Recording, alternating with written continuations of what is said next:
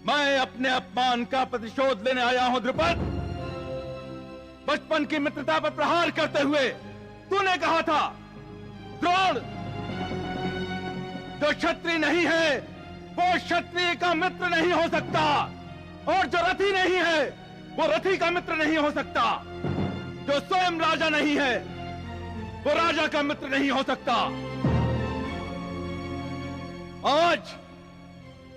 आज मैं तुझसे तेरा राजपाट छीन लूंगा, ताकि एक राजा की दूसरे राजा से मित्रता हो सके। दूसरों का राज बलपूर्वक छीन कर कोई राजा नहीं होता द्रोण। राजा होता है अपनी प्रजा को सुख, शांति, संतोष और सुरक्षा देकर। यदि तुम्हें अपनी शक्ति का परिचय देना ही था तो मुझे द्वंद्व युद्ध का निमंत्रण देते, मैं स्वीकार कर लेता। लेकिन इस तरह तुम एक योद्धा का नहीं, एक साधारण लुटेरे का परिचय दे रहे हो, जो राह चलते निर्दोष यात्रियों को लूटने में ही अपनी वीरता समझता है। परिस्थिति को देखकर गिरगिटों को रंग बदलते हुए तो मैंने अवश्य सुना था, परंतु ये गुण क्षत्रियों में भी होता है, ये आज तुझे देखकर पता चला। आज तो घिर गया है द्रुपद, तो वीरता और राजधर्म की बातें कर रहा है। अरे उस दिन तेरा राजधर्म कहां था, जब तू एक निर्धन ब्राह्मण की मित्रता का बोझ तक नहीं उठा सका। निर्धन ब्राह्मण भिक्षा मांगता है द्रोण, लेकिन तू तो अधिकार के साथ अपने मित्रता को बुलाने आया था। मित्रता संबंध होती है द्रोण, व्यापार नहीं। व्यापार? मेरी पत्नी मेरे बिलखते पुत्र को दूध के नाम पर आटे का घोल पिला रही थी। आटे का घोल द्रुपद, आर्यावर्त के सबसे योग्य अध्याचार्य के समस्त ज्ञान का मोल आटे का घोल। उस दिन से मुझे अपने ब्राह्मण होने से घृणा हो गई।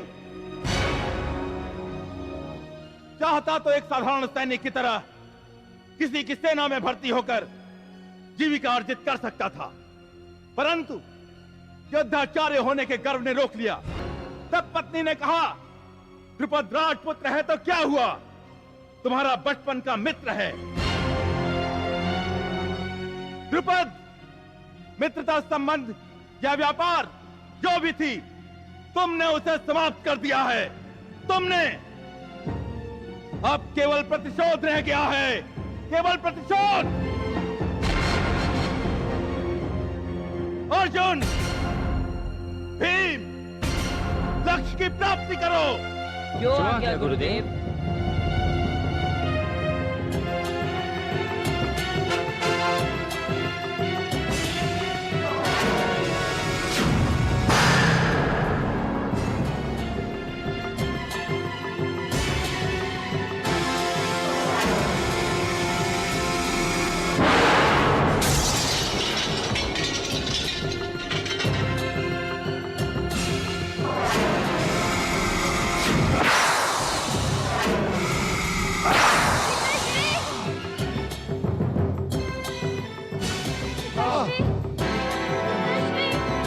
अर्जुन, भीम, द्रुपद के हाथ बांधकर घसीटते हुए एक साधारण बंदी की तरह मेरे सामने प्रस्तुत करो। यही तुम्हारी गुणदक्षिणा है। जो आज्ञा गुरुदेव।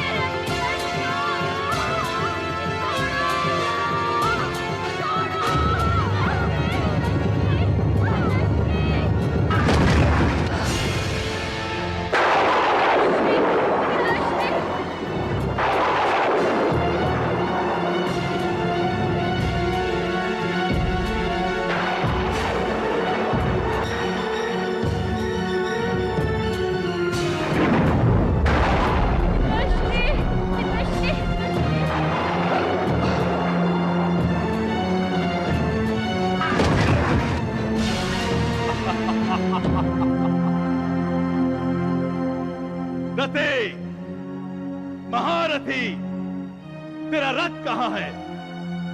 कहां है तेरा क्षत्रिय धर्म और तेरा राजपाट? कहां है सब?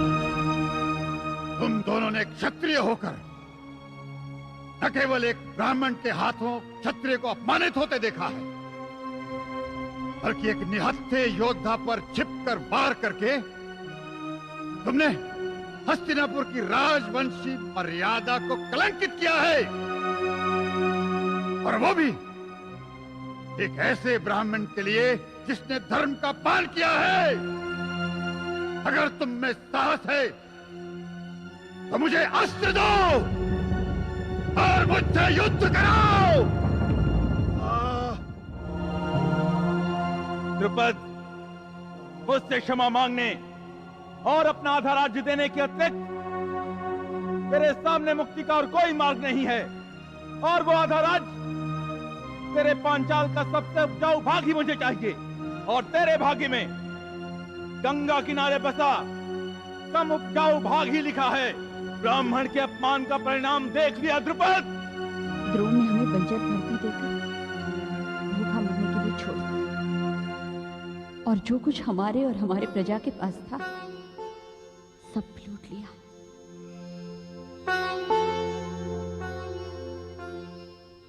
उस क्षण ने पिताश्री को पूरा बदल दिया। हम बच्चों की ममता उन्हें न रोकती तो उन्होंने अपने आप को गंगा माता के हवाले करके जल समाधि ले ली होती। इस घटना ने हमें भी बचपन में बड़ा कर दिया, वयस्क बना दिया, और हमने उनके प्रतिशोध की अग्नि अपने हृदय में धारण कर ली। यहां तक कि एक किंवदंती भी प्रचलित हो गई कि धृष्टद्युम्न और मैं माता की कोख से नहीं, यज्ञ की अग्नि से जन्मे हैं, और जन्म के समय दोनों पूर्ण वयस्क थे। यज्ञ अवश्य हुआ था। जब हम दोनों 12 वर्ष के हुए तो हमने पिताश्री के प्रतिशोध का संकल्प यज्ञ के अग्नि के साक्षी में लिया था। किंवदंती तो मैंने भी सुनी है कृष्ण। मान लो मैंने तुम्हें सहायता का वचन दिया और हार गया तो? वासुदेव के साथ हार भी विजय है। यदि मैं तुमसे विवाह प्रस्ताव अस्वीकार कर दूं तो क्या तुम तब भी मेरी सहायता स्वीकार करोगी? अस्वीकार का कारण? क्या मैं सुंदर नहीं हूं? आकर्षक नहीं हूं? क्या मैं विदुषी नहीं हूं? क्या मैं आपके योग्य नहीं हूं? मैं तो एक ग्वाला हूं कृष्ण, और ग्वाले केवल परिकथाओं में ही राजकन्याओं से विवाह करते हैं, जीवन में नहीं। परिहास छोड़ो, सत्य क्या है? सत्य यह है द्रौपदी कि मुझे इस परंपरा से घृणा है जो सता के स्वार्थ के लिए स्त्री को साधारण वस्तु की तरह विनिमय का साधन समझती है। विवाह व्यापार नहीं है। हर स्त्री को अपना पति स्वयं चुनने की स्वतंत्रता है। तुम भी अपना वर स्वयं चुन सकती हो, स्वयंवर कर सकती हो।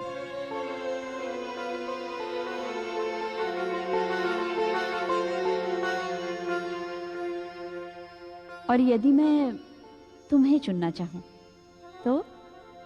तुम मुझे नहीं चुन सकती पांचाली, क्योंकि समय ने तुम्हें चुन लिया है। समय ने मुझे? क्यों? किसी विशाल प्रयोजन के लिए। तुम नहीं देख सकती, परंतु मैं सब देख रहा हूं।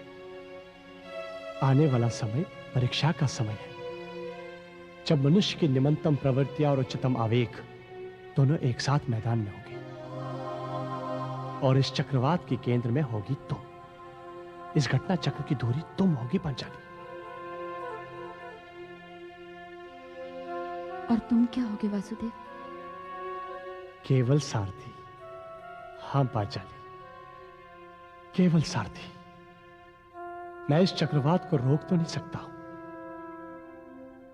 परंतु उसे ऐसी दिशा देने में अवश्य सहायक हो सकता हूं जो कम से कम विनाशकारी हो।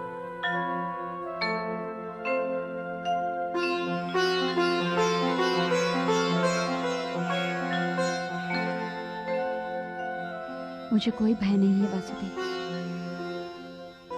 जब तक मैं उस पक्ष में हूं जिस पक्ष में तुम हो, मुझे कोई भय नहीं है।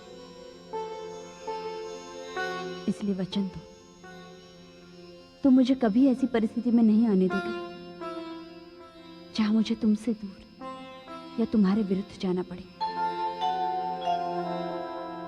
तो द्रौपदी, ध्यान से सुनो। प्रभु हूं या परात्पर हूं, मैं जो भी हूं, किसी का पुत्र भी हूं तो किसी का पति भी, किसी का बंधु भी हूं तो किसी का मित्र भी। मैं हर संबंध उनकी पूर्णता में जीता हूं और उसके साथ ही उनसे अलिप्त भी हूं। देह का संबंध देह के साथ ही नष्ट हो जाता है। मन का संबंध मन के साथ परिवर्तित होता रहता है। आत्मा का संबंध केवल परमात्मा के साथ होता है। परंतु तेरे साथ जो मेरा संबंध है वो इन सारे संबंधों से अलग है, इन सारे संबंधों की परिभाषा के बाहर है। मैंने यूं ही नहीं कहा था, कृष्णा, तुम्हें देखकर ऐसा लगता है जैसे कृष्ण स्वयं दर्पण के सामने खड़ा हो। मैं इस संबंध को कोई नाम देकर इसे छोटा नहीं करना चाहता, परंतु स्मरण रखना, कृष्ण जितना तेरा है उतना और किसी का भी नहीं। तो जब भी मुझे पुकारेगी, ये कृष्ण जहां भी होगा नंगे पांव दौड़कर तेरे पास चला आएगा। और यदि आवश्यकता हुई तो ये अनासक्त कृष्ण, ये प्रभु और परात्पर कृष्ण इतिहास को भी आज्ञा देकर तेरे चरणों में झुकने के लिए विवश कर देगा। कृष्ण मुक्त है, परंतु तू कृष्ण की एक बात में विवशता है।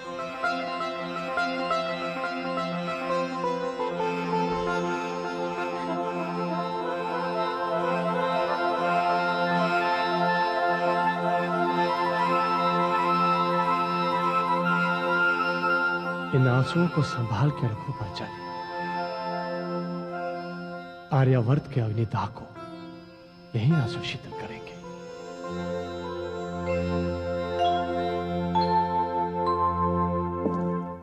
वासुदेव,